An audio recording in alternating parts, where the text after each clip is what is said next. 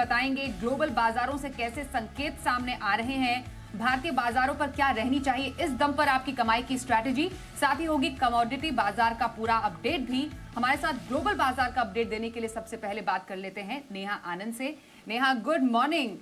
क्या चल रहा है अमेरिकी बाजारों में? लगता है टेक शेयरों की पिटाई अमेरिकी बाजारों पर भारी पड़ गई। बिल्कुल स्वाति, गुड मॉर्निंग। उस पर तो हम बात करेंगे, लेकिन दो अहम डेवलपमेंट्स है, इवेंट्स है जिन पर फोकस करना है। सबसे पहले तो थोड़ी ही देर में अमेरिका में जो राष्ट्रपति डोनाल्ड ट्रंप है उनका संबोधन होगा बुधवार रात 9 बजे और यहाँ भारतीय समय अनुसार 7:30 बजे, तो वो देखना होगा, उस पर नजर रहने वाली है।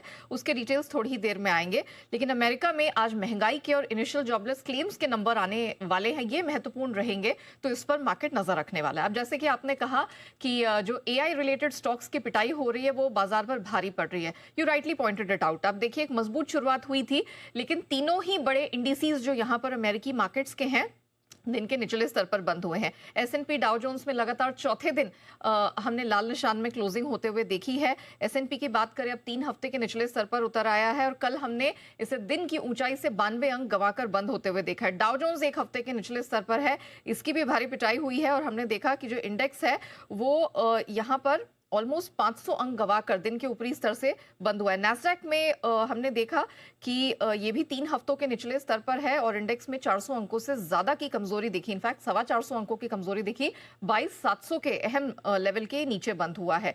टेक स्टॉक्स तो लगातार अमेरिकी मार्केट्स पर भारी पड़ रहे हैं, लेकिन इसको लीड कर रही है, इस गिरावट को लीड कर रहा है ओरेकल। आपने देखा होगा जब से इनके नंबर्स और गाइडेंस निकल कर आई है उसके बाद से लगातार ये स्टॉक पिटता चला जा रहा है। 6 महीने के निचले स्तर पर चला गया, 1 महीने में 20% ये गंवा चुका है। और इसी के साथ साथ हम देख रहे हैं जितने भी आईटी दिग्गज हैं, एनवीडिया, ब्रॉडकॉम, एएमडी, सब में कल 3.5 से 5.5% तक की कमजोरी देखने को मिली है।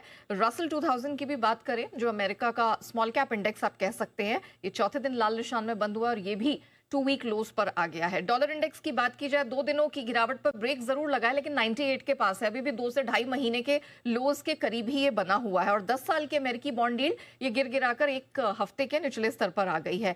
बुधवार को सोना चढ़ता हुआ नजर आया, अब अपने जो अक्टूबर का लाइफ हाई था $4400 के करीब, उसके पास ये जाकर पहुंच गया है। चांदी की बात करें, पहली बार हमने कल इसे $67 के पार निकलते हुए देखा। इतिहास में ये लाइफ हाई दर्ज हो चुका है और कल क्लोजिंग भी $66 पर हुई, जो कि अब तक की लाइफ हाई क्लोजिंग है। कच्चा तेल 5 साल के निचले स्तरों से रिकवर होता हुआ दिखाई दिया है। अमेरिकी राष्ट्रपति ट्रंप का जो आदेश निकल कर आया, उन्हें ट्रूथ सोशल पर कैटेगोरिकली कहा है कि वेनेजुएला के जितने भी तेल टैंकर हैं उन पर कंप्लीट सैंक्शन लगाने की बात कही है। उसी के बाद तेल कीमतों में हमने उछाल बनते हुए देखा। नेचुरल गैस में 4 दिनों की गिरावट पर ब्रेक लगा है। मेटल्स की बात करें, यहां रिकवरी देखने को मिली है। ग्लोबल रॉ शुगर तीसरे दिन कमजोर है और अगर कॉफी की बात करें, इसकी कीमतें 4 महीने के निचले स्तर पर चली गई हैं। स्वाति।